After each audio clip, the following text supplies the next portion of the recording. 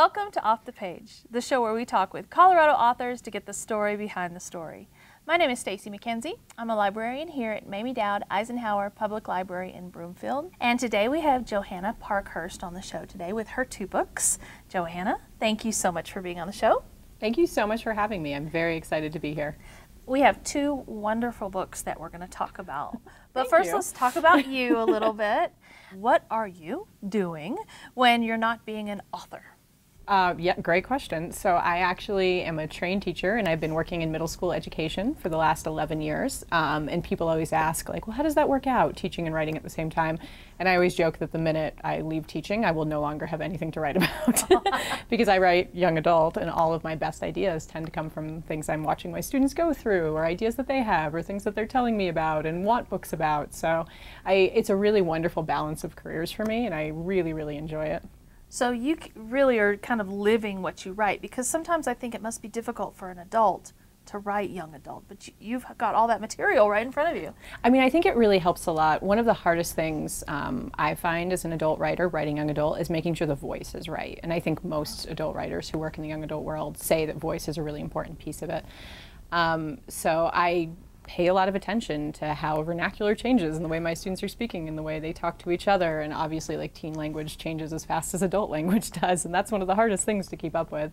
So it really is just nice to kind of have a constant pulse on what's changing and moving in that world. And also just to see how teenagers are changing all the time, just because social media is changing the world as we know it, so they're constantly changing along with it.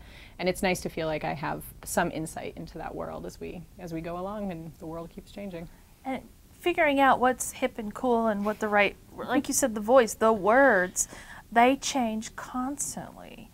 Do you just jot things down all day? Not so much, actually. It's more like I'll just replay conversations that I heard in my head. I'll go home and I'll like think about, oh, like, what did I hear students talking about in the lunchroom today? Or, you know, what were my students in homeroom discussing this morning? And very often I'm far behind the times in what I think they're talking about. Okay. And then when I start tuning in and paying more attention to things, like for a specific book, this happened a lot with every Inferno, because there's a couple scenes in there where, you know, JJ, the main character, is getting in trouble a lot, and I was trying to think, like, how do my students talk to their parents really about, like, when things are going wrong at school?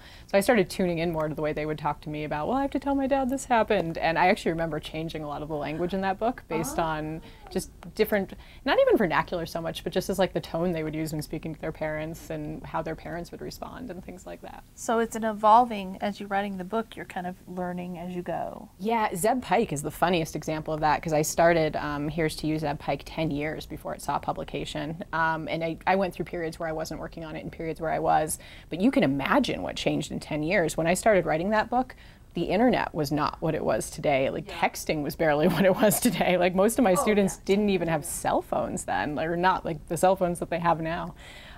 So when that book was finally getting to a place where I knew I wanted to do more with it, over the course of, I joke, but it's true, I think I rewrote that book 46 times. Over the course of every single rewrite, I had to update, like, what students were talking about and the ways that they were talking. One of those students is a big skateboarder, and I would say the only thing that probably stayed the same in that book is I actually had my students, when I first started writing it, they taught me skateboarding terms. I actually have notes that they wrote me of skateboarding terms and how to, like, write about them. That was probably the only thing that never had to change in that book, because most of the lingo I used just apparently never changed. But everything else had to change over and over again. I had to add in texting and all these things. It was really odd. I imagine that would be so hard to keep up with. Let's go back to when you were a child. Now, you mentioned Vermont. And you grew up in Vermont. Tell me about what it was like growing up in Vermont. Was it different than today's teenagers have it? You know, it's interesting. A lot of people ask why I set my books in Vermont. Zeb Pike was set partly in Colorado, where I was teaching, and partly in Vermont, where I was a teen. Every Inferno was entirely in Vermont, where I was a teen. And I think it's because the place just feels very familiar, and it's easy to think about what I was like as a teen and then put my characters in there. But the comparisons really stop there, because I had a very, very unique childhood. I grew up on a dairy farm, which meant that I was up every morning at like 4 a.m. milking cows, or milking cows at night after I got home from school. Just not the normal childhood that even my characters have. Right. I often tell my mom that one day I'm going to write that story, and I'm going to write a character who lives on his parents' dairy farm or her parents' dairy farm. I haven't written it yet. But it's so unique and so different that that part of me, I don't feel like meshes with any of the characters I've yet written, because it's just a very different world. And it is idyllic in some ways. It's beautiful. Vermont's very small. One of the things that I really liked about writing Every Inferno, which is set entirely there, is I was really trying to capture that sort of small town feel that a lot of places in Vermont have, where it's easy to know people, and it's easy to just get around and meet people, and it's easy to realize what is going on with the people around you. Kind of the same with Here's to You, Zeb Pike. So I was trying to capture that, and at the same time make sure that I was adding in the fact that these places are very different than they were when I was growing up, and they're not exactly the same. So, well, let's jump right to Vermont and talk about Every Inferno. Give me an idea what this book is about. Yeah, so Every Inferno is my second book. Every Inferno is probably the darker of the two books that I've written. It was written at a time when I was working with a lot of students who were dealing with grief, with loss of loved ones, and I was watching them struggle through the process of trying to just figure out how to go about everyday life when they've lost somebody, and I wanted to write a book that really touched on those subjects. So JJ was born. JJ is my most tortured character, probably will ever be. He was in a movie theater fire with his parents when he was 5. He was severely injured in the fire, and his parents were killed. And the book opens with JJ having dreams about the arsonist who killed his parents. So it's got a mystery element to it. I say that it's not a full-on mystery because there's a lot of other things going on. JJ's figuring out his sexuality. He's just met this boy named McKinley who he thinks he might have feelings for, but he's not quite sure. And there's a lot of other things going on in his life. He's doing horribly in school because he can't seem to move on from everything that's happened to him, and he's constantly in trouble. When the book opens, he's just like released all the frogs out of the science lab because he's decided to set them free. He's always in trouble. But he starts having these dreams about the person he thinks killed his parents, and he decides that he's going to try and solve the mystery of who started this famous movie theater fire. So the book is sort of a mesh of all those different plot lines. And how old is your main character in that book? JJ's 15. JJ also struggles with alcoholism, which is something a lot of people have asked me why I chose to write about that. I feel like teenage alcoholism isn't something that gets talked about a lot, just like teenage drug abuse isn't something that everybody necessarily wants to talk about. And I've definitely worked with teenagers, even younger than JJ, 13, who were starting to drink and discover alcohol and drugs and weren't really, there's not a lot of access to great material out there about like, what do you do if this, if you end up becoming an addict at such a young age? So I actually put JJ through a lot in this book. So JJ kind of goes through the process of trying to figure out like, what has happened? How have I become, am I an addict? Is this something? Do I have a problem? And what do I do about it? So yeah, he's a little older. He's 15, although like I said, I have definitely worked with students who are younger who are struggling with those issues. And my main character in Here's to You, Zeb Pike is 14. So they're both in high school. Wow. Complicated storyline. It sounds great. Let's talk about Every Inferno. What's that book about? That one's a little lighter in some ways. That one's about 3 siblings. The main character is Dusty, who are living in Colorado Springs, right in the kind of shadows of Pikes Peak, hence the title. And the whole story really starts when basically the 3 of them get caught. And when I say get caught, what I essentially mean is they've been living without parents on and off for years. Their mother has a tendency to disappear. She'll just go away for weeks at a time, and Dusty just takes care of the kids. And they've been hiding this from school officials and people for a very long time. And when the book opens, his sister comes down with appendicitis, and the hospital officials realize that something's going on. So they get shipped across the country to live with their aunt and uncle in Vermont. And most of the story really kind of works around them trying to figure out, like, what is this crazy new environment we've been dropped into where there are small towns? And Dusty is trying to figure out the fact that he thinks he might have feelings for this hockey player named Emmett, who he really likes, but he's in Vermont and he doesn't know what's going on. And his brother and sister seem to like it there, but he's desperate to get them back to Colorado. And he really just wants his family back. So he spends a lot of time and energy trying to get his parents back, and that's sort of his big conflict throughout the book. Wow, great deep subjects for the kiddos. I have to ask, who were your writing influences? Did they play a role in these books? I think I've had so many, and I mean, I grew up in the 80s and 90s, which is such a weird heyday for young adult literature. I think a lot of people forget some of the great young adult authors that were really doing amazing things during that time, like Paula Donziger, who now mostly does stuff for younger kids. She was a huge influence on me, and she was all about doing what I've heard another writer called making the small big and making the big small. Like, she would take a subject like a a teenager's parents divorcing and make it this huge, beautiful book full of humor and just angst, but in a really like funny way. She was magical. If I ever meet Paula Danziger, I'll probably cry. Oh, wow. And she, I kind of studied at the feet of her. I kind of studied at the feet of Judy Blume, who, everything Judy Blume's ever written is like, you wouldn't think that a person getting their period would be a very big deal, but here's an entire book about it, and it's beautiful. Are you there, Goddess Be Margaret? That's right. So yeah, I sort of studied at the feet of all these authors who could take very small moments in teenagers' lives and explode them. And I think that's really important because, especially as a teenager, I just remember feeling this way. You always kind of feel like your whole life is that moment. Like there's never going to be anything bigger. This is all so important. The now is so important. And that's okay. And when that's the case, you need to be able to read about other characters who feel that way, who feel like this may appear small to other people, but it's huge to me. Yeah. And it's absolutely, something that I want to spend 50,000 words writing about because it's huge to them. And is that one of the things you keep in mind when you're writing specifically for a YA audience? Are there other things that you want to relate with them? Yeah, I don't know. I think I just try to pick subjects that I think will be interesting for them and things that I think they are legitimately going through. A lot of people ask me why I ended up writing 2 books with gay characters. And while it kind of at first happened by accident, there's a long story involving how that character initially had no relationship, and then he and Emmett were this perfect couple, and I was like, they just have to be together. It was very weird. But beyond that, at the same time I was writing both of these books, especially the first one, I was working with a lot of students who were struggling with coming out. And at that time, when I first started teaching, it was not easy to get books about LGBTQ kids in libraries. Like, they were just not everywhere. Alex Sanchez was kind of the only one who was really doing it on the scene.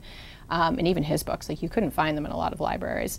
So during my entire writing process, I was working while publishing was changing, and I wanted to be part of that. I wanted to put books on shelves that kids I knew needed, and I knew a lot of kids who needed books about kids who just weren't automatically straight. Yeah. And I also wanted to write books specifically about kids who, that was like just a subplot. It wasn't their entire life. They had other things going on, but that was also, it mattered to them, and it was something that they were thinking about and going through. And have you had criticism about that from people who don't feel like that's appropriate to be written about in a YA book? No, not at all, actually. I mean, I work specifically with a publisher who publishes books about LGBTQ characters, and my publisher actually sprang out during that kind of era in publishing when I work with a smaller publisher, when the bigger publishers were not putting out a lot of books about LGBTQ characters. And actually the percentage, if you look at it, I've seen breakdowns of this, is still very small. Most of the characters published in YA are still straight, heteronormative. Which obviously we just need to have more diversity in young adult literature, period, on a wide variety of levels. So my publisher has always been like, this is our thing. We want to get strong positive messaging out to all students, all children across the spectrum who are looking for characters that they can relate to. Yeah, and I don't know, I talk to a lot of kids about my books just because I'm in schools all the time. Yeah. And I think for the most part I've had overwhelmingly really, really positive feedback. I think, the world is changing in a lot of great ways, and there's a lot of opportunities for kids to express themselves in ways that they couldn't 11 years ago when I started teaching, and I think they really appreciate having books that reflect the things they're thinking about. I agree. Another interesting thing I found about this book is, well, they're male characters. Yeah. They're boys. How did you change your voice to make that transition? Yeah, I'm not sure how they both ended up being boys. It actually wasn't something I necessarily set out to do. I think it's because I actually had some real life influences, some students I was working with who influenced Dusty, a couple of different people, and they all happened to be boys. So that just sort of happened. And then JJ, the students I was dealing with who were struggling the most with grief, also happened to be boys. So that just happened, and I modeled a lot of their voices very specifically on male people that I was working with in schools. I actually very much do want my next main character. We will talk about this, I'm sure. The companion to that first book is coming out next year, so that's also going to be a male voice. But my next book after that, I really do want to do some more exploration with writing some female characters, just because it's actually something I've done far less of than you would imagine, considering that I myself am a female. It's interesting. That's just an interesting little aspect about that. So, because these books are so different, one a little lighter than the other, some of the settings are different, who is the ideal audience for these books, and is it different between them? I think so. I get that question a lot, especially when I'm talking to students, and I always tell them, if you want that really dark story that's going to like make you cry, make you think, like this is the one to go for. If you like mystery and a little more action, like this is the one to go for. If you like the little more like dark, sarcastic, kind of brooding but funny type of YA lit, that's really more of the one to go for. Okay. And I think they play very differently to different audiences. I've had a lot of people be like, I didn't really like Step Pike, but I loved Every Inferno. And other students and adults tell me that Every Inferno was like by far their favorite. And very rarely do people say that they like them equally. Okay. Which doesn't surprise me because they're so different. So I think it really just depends what you're looking for on that day of the week. So your students you are associated with have actually read the books. Yeah, I am really lucky. The most fabulous cheerleaders in the world are actually my colleagues, and they were just so excited when I was first published that they started like ordering my books for their classrooms and handing them out to students. And it's been a lot of fun. I actually also had a very strange opportunity when I was back in Vermont. This was probably last year, visiting my mother, who still works and teaches there. Their students had read the books because my mother obviously gave them to them, and they wanted me to come in and talk to them. So I went in and I talked to a lot of students, and what they loved about it was this book are set in the towns they live in, essentially. So they had all these questions about, like, is this the movie theater down the street, and what's this? And it is. It's a lot of fun. I really enjoy hearing from readers. I say that on my website. I say that, every time I go speak at a conference or anywhere, that, if you're a reader, like, definitely reach out. I would love to hear what you think, because I really enjoy hearing feedback, especially from young readers. Oh, that's fabulous. I bet you will. And it's just so much fun, probably, to have your book promoted. You didn't even try. That's marvelous. Yeah, I mean, my colleagues are easily my best cheerleaders in the world. They're so funny about it. You should read this. Miss Parkhurst wrote it. And I'm like, oh, okay, thanks. Perfect. Well, you mentioned your publisher earlier. Tell me, who is your publisher? And do they mostly publish books like yours, or what is their genre? Yeah, so both of these two books specifically are published by Harmony Ink Press, and they're a publisher that specifically looks to publish books about characters on the LGBTQ spectrum. So their sort of mission was to put more positive literature about and sort of like bridge the diversity in YA lit through that specific market. So yeah, they're very focused. I don't know that every book I ever write will work for them because of that, but I think I'm just so glad they exist out there in the marketplace. I'm so glad that they're doing that, because like I said, when I started doing this 11 years ago, when I started working with kids, it was just not easy to find books with LGBTQIA characters out there. And I'm so grateful that Harmony and some other publishers have started to fill in that gap, and the bigger publishers and publishers kind of across the range are working to improve that gap.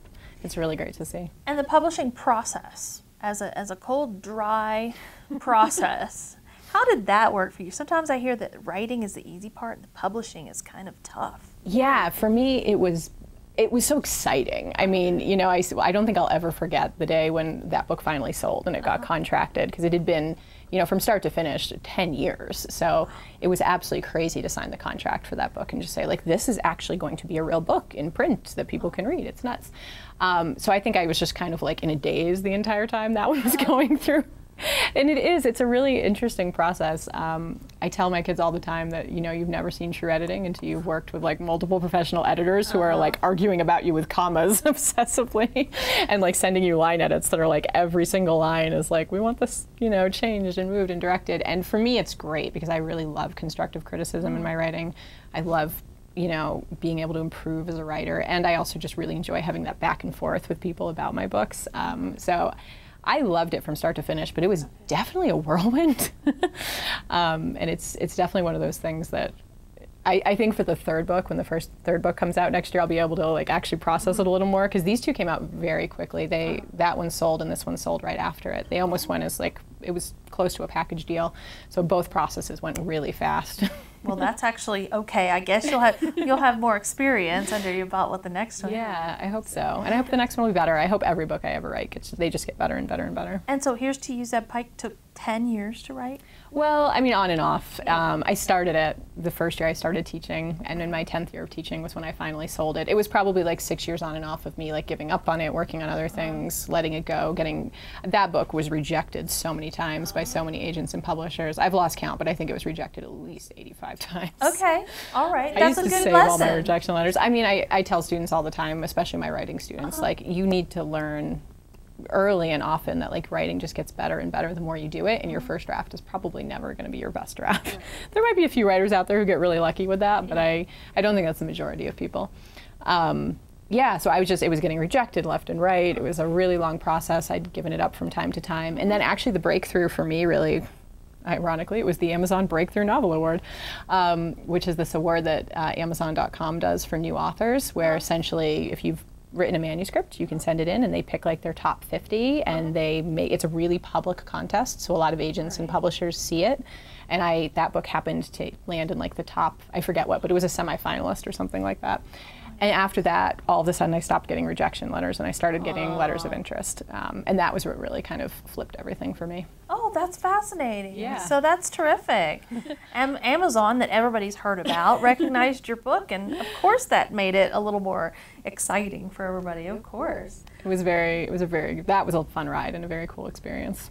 Now, you've talked about a few suggestions that you give to aspiring writers. What's one big piece of advice that you'd like to give them? It's so cliche because everyone says it, but you just can't stop writing. I think one of the biggest mistakes I made is when that book was first getting rejected a lot, I actually stopped writing for probably like a year and a half, just because I was very depressed. I wasn't sure if this was going anywhere. You know, I was like, maybe this just isn't the career for me. And now I really regret it because that was a year and a half when I could have been churning out amazing things and doing wonderful things. Like, you just have to write through it. You know, there's Malcolm Gladwell talks about the 10,000 hour rule. It takes 10,000 hours to be great at anything.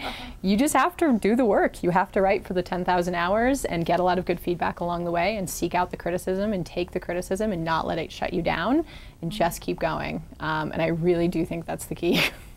Well, when you stopped for a year and a half, what brought you back to it? I think it's just always been in my blood. Like, I've been writing stories and telling stories since I was 8 years old, and I just missed it. You know, this for so many years was my hobby. It was what I did, you know, all summer when, you know, we were on breaks from teaching, and it's what I did every day when I came home and just kind of needed that relaxation activity. I love it. You know, I still don't really think of it as a job so much. It's just like what I do for fun, which is a little strange, but it's what I do for fun. Which makes it even more fun when you get recognized for it. Or it really does. It's actually a great way to be. Yeah, I couldn't give it up. I had to come back to it eventually, and Dusty called me back. Well, I want to make sure that people know what to expect. You have a website. Yeah. And what can people find when they go to your website? Yeah, definitely. I hope people visit the website. It's just johannaparkhurst.com, pretty easy to find. And I try to keep it pretty simple. There's some blurbs about both the books, buy links, so if people are interested in buying them, they can do that. There's an excerpt from every Inferno on there if you want to read a little bit of the beginning, you know, just kind of test the waters on that one. And then I try to keep up a blog, which is a lot of me just kind of rambling about whatever random thing, but I actually write about YA Lit a lot in there. Most of my posts, I would say 80% of them tend to concentrate on either something with education or something with books. So actually one of the most recent posts I wrote was my YA summer reading list, which is all the young adult books I was hoping to read this summer. I'm only a third of the way through. Okay. It's okay, I've still got some weeks to go. You've got some time. I'm gonna get there. Yeah, so I do a lot of things with that. And then for the most part, I'm trying to think if there's anything else. It is, like I said, really simple. I think there's a video of me on there talking about every Inferno. There's some bio information. There's a way to contact me if you're interested in contacting me. And are you available for like book talks and maybe library visits if people want to contact you through your website? Definitely. I love speaking with teenagers. I love speaking with adults about writing. I think I just feel very lucky to be in a position where I have books that are out there in the world that other people are reading, and I absolutely love talking about it, and I love meeting people who I've either read my books or are just interested in talking to a writer. Well, and people who love the books, you mentioned a little teaser here. So you're having a second part of Here's to You, Zeb Pike? Yes, this was really exciting for me because that book, there were days when I was not sure it was going to come to fruition. So Dusty's sort of love interest in that book, his name is Emmett. And Emmett was always one of my favorite characters to write, and I very much wanted to write a book from Emmett's perspective. But I really struggled with it for years, and I wasn't sure I was ever going to finish it. And it's really exciting. It's finished. It's been sold. It's coming out next December, 2016. Okay. And the title is, I'm not sharing the title yet, but it's going to be a companion. So it's what happens after that book. It's kind of a standalone. You don't need to have read that one to read the next one, but the next one's told from Emmett's perspective, and it's his story. Oh. And I'm very excited, and it's what comes after the events that happen in this book. That's very exciting. Is there going to be a third and a fourth and a fifth? Are we going to see a series here? Probably not. I think that's probably where that one will end.